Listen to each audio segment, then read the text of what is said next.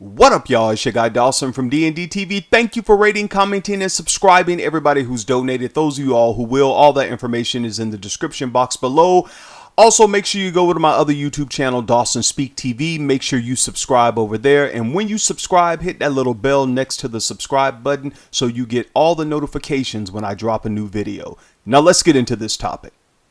All right, y'all. Now, I held on to this story for about a month because I wanted more details on this topic and more information on this story. So as I continued to read and research and, try to reach out to people to find out exactly what happened, after I actually waited, and I'm glad I did, more information came out about this story.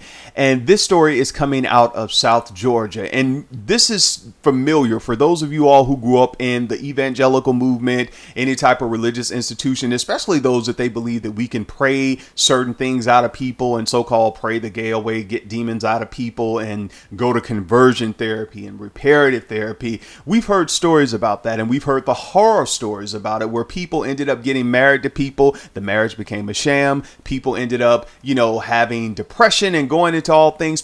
Some people just left religion totally because they felt that they were more messed up by going to these so-called prayer interventions and reparative therapy and conversion therapy to change their attractions. And that's exactly what happened in this situation. A Glenn County pastor, chief apostle / bus driver reportedly had an inappropriate relationship and interaction with an underage male. Now, the victim told police that Chief Apostle Daniel T. Hines would meet with him in the church office. There we go. They meeting at church. And after rehearsal to engage in inappropriate activities, according to the police report. Now, Chief Apostle Daniel T. Hines started an inappropriate relationship with this male between June of 2017 or July 2017, but it continued all the way to July 2018 after the victim went to Chief Apostle and he revealed to the Chief Apostle that he needed help because he was having same gender attractions. He went to the pastor because he wanted the pastor to help him pray the gay away. Take a breath. Are you serious, Apostle?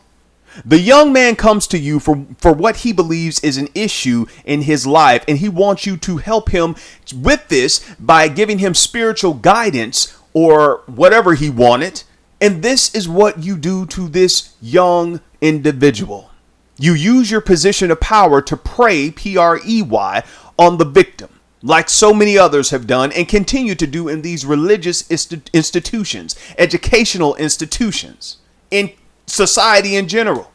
Now, I'm going to let you all watch this video and I will be back with the rest of my commentary. But let me say this before all the religious super saints get on, because the super saints got to come and put their comments in. I'm going to tell y'all my stance on this. I don't believe in the ex-gay ministry. I don't believe in reparative therapy. I don't believe in conversion therapy. I believe that you will repress your attraction. You can repress it, but I don't think your attraction is going to ever go away. And for those of us who have had family members and friends who have been hurt, basically hurt mentally by this whole called reparative therapy and conversion therapy and casting out these so-called demons and laying on of hands, only to find out that these people went into depression. They had all these other kind of things that went on in their lives. Some of us have sisters and aunties who went and married these dudes and they lied to them about who they were and about them so-called being delivered. And also with women too, vice versa. We've seen this happen, especially y'all if y'all have grown up around church and church people. We've seen this stuff happen time and time again. Now, I know a lot of my subscribers have said in many of the videos I've done, Dawson, you need to differentiate between having attractions as an adult to adults versus when an adult violates an underage person. And I understand that in this instance, the pastor is, in my mind and many of you all, he's a pedophile. Now, you all don't have to agree with me. That's just how I feel about the situation with him going to the pastor trying to pray certain things away. That does it really ever go away? Does your desires really ever go away? People suppress their desires, and we see that now with these pastors who are in their 30s, 40s, 50s, 60s, 70s coming out. They've had children and they were married and things, and we're hearing about them now, and bloggers have receipts on them. Do your desires really ever go away? And don't get me wrong, I'm talking about your intimate desires, your relational desires. That's what I'm saying. Because many people have gotten into marriages, and I think they get into them to please everybody. And some people say they were this way, now they're not, and they're struggling with this and they're struggling with that. But I just think I don't want my family members to be in a relationship, because we had that before, where somebody is struggling with their attractions, their same-sex desires. What kind of life is that? To be in a relationship for years, decades, and that stuff never goes away, and your partner is open and honest and telling you that, but you don't go back to the church people and tell them that, oh, y'all told me to marry this person, y'all pushed us to get married and said, oh, it's going to be over, but they still having these desires some 10, 15 years later, and we still married, but we're not happy. Now, that's just my take on it. I'm going to get into the rest of my commentary after I let you all watch this video. If you want to start going off in the comments now, go right ahead, because we got a lot to cover. Developing right now at 11, a South Georgia pastor's in jail tonight on child sex crime charges. He is also a school bus driver for Glenn County Schools. Daniel Hines turned himself in to Brunswick police on charges of aggravated child molestation and sodomy, part of an investigation that began earlier this summer. On your sides, Robert Bradfield is looking into this developing story, and police say this is still an ongoing investigation. That's right. Brunswick police do want to hear from anyone who may have information on Hines and his behavior. We also know tonight Glenn County Schools placed him on leave. According to his social media pages, he preaches and teaches the Word of God and considers himself a chief apostle. But the pastor of the City of Refuge Church in Brunswick, Georgia, is facing charges of sex crimes against a child. Daniel Hines turned himself in this week after Brunswick police received a complaint of sexual misconduct against the 38-year-old in late June. We spoke with former Brunswick Mayor Brad Brown about the allegations. We feel safe down here, don't have any issues. Brown takes pride in his hometown and the city he used to run, but says he never interacted with anyone from the church. Maybe fortunate they didn't have any outreach in the neighborhood. Hines is charged with aggravated child molestation and sodomy against a child under 16. Police have not released any details about what may have taken place or where it allegedly occurred. Hines was hired as a bus driver for Glenn County Schools less than 2 years ago, according to a district spokeswoman. He passed a background check. Brown says parents should be alert about who's taking their children to school. Especially if your child was riding on that bus and you had met or seen the driver, would be very concerning. Again, the school district put Hines on leave earlier this week. He's being held at the Glenn County Detention Center on no bond. And as you saw there, we went to the church today, but no one was there. On Hines's LinkedIn page, it says he's been affiliated with the City of Refuge Ministries since late 2005. Robert Bradfield, First Coast News on your side. All right, y'all, let's go in. Now, after the victim told Pastor Hines about his so-called attraction, his same-gender attraction, Pastor Hines, Apostle, let me get his title right, Chief Apostle Hines, gave the young man his phone number, and they began to text each other back and forth. Now, according to the victim, Chief Apostle Hines began to ask the young man about his fantasies and other sexual questions. During their so-called relationship, Chief Apostle Hines would also meet with the victim, as I stated before, in the church office after rehearsal to engage in inappropriate activities. Chief Apostle Hines would also tell the victim that he had to delete all of his text messages on his phone, and he would check to make sure he did. He created a passcode for the victim to type in order to confirm that it was him on the phone whenever they communicated. Wow, Apostle. This is sad. Now, according to the police report, Apostle Hines gave the victim access to his debit card and purchased the victim food and gifts. The sexual relationship reportedly continued to July 2018. The victim told police, this is what the victim said, he ended the relationship because he felt guilty because the apostle was engaged to one of his family members. Yep, the apostle was engaged to one of the victim's family members. Now, the victim also revealed to the police that Apostle Hines was previously charged with sexual molestation over his relationship with the family member he is now engaged to. He reportedly started a relationship with that family member prior to them being 17 years old. Now, I also want to say this. I don't know if that relationship with the family member, if it was, a couple months ago, a year and a half ago. But Apostle Hines has served as a bus driver with the Glenn County School District. He was placed on administrative leave. Prior to his hiring less than 2 years ago, he underwent a background check and passed, according to the school district spokesperson. Now, the situation with him and this 15-year-old boy is something that the police have all the evidence on. They have the text messages. They also have the receipts and things when he purchased things with the pastor's debit card, and also other information that made them go ahead and arrest the pastor. And this was a long investigation. They took a couple of months before they actually arrested the pastor. Now, let me say this. Now, I was able to watch some of Apostle Hines' sermons on YouTube. You all can put in his name and see him preaching at his own church and also at other people's churches in Georgia and I'm sure other places. And he was so charismatic. He was so, wooing the crowd and getting them up and, all into it, all into the service.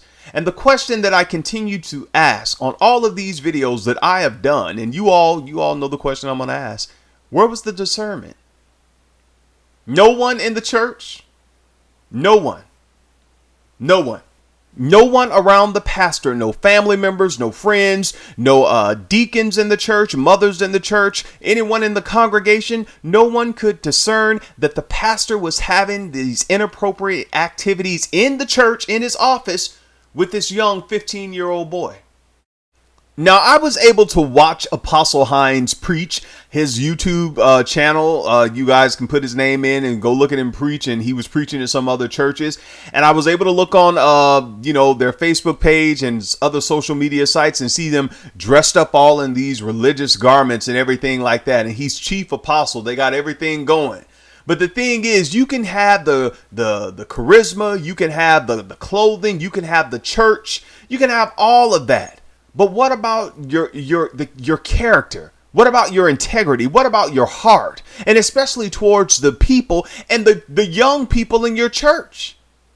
It's a shame. It's a shame. That's what it is. That if I wanted to, but I'm not going to do it because I do have a life. If I wanted to, I could make a video every day about the stuff that's going on with these pedophile pastors in the United States. Just in the United States, nowhere else. Every day.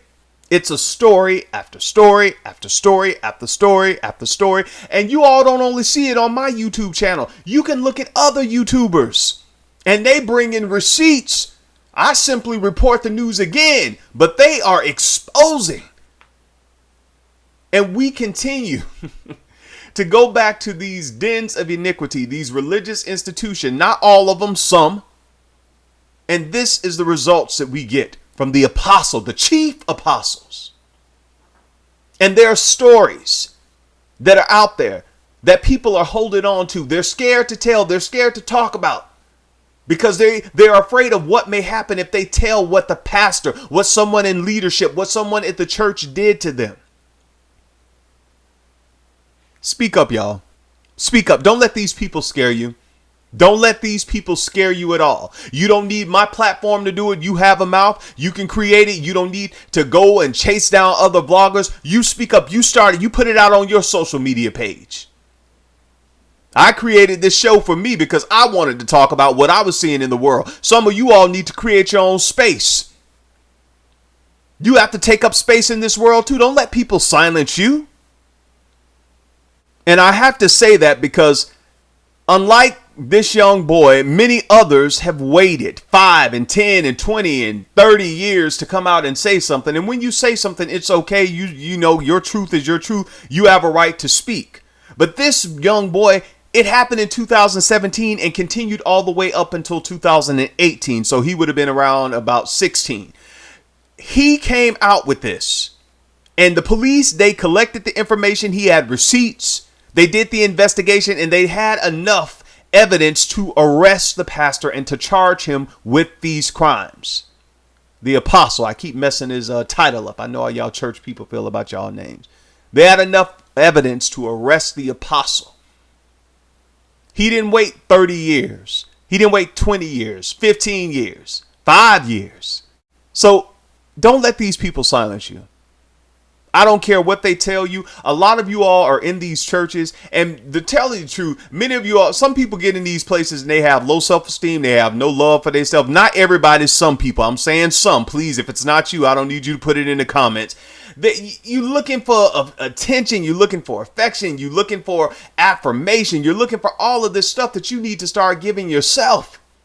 Now I'm off of this topic. I hope justice will be served in this particular situation. But let me say this before I leave.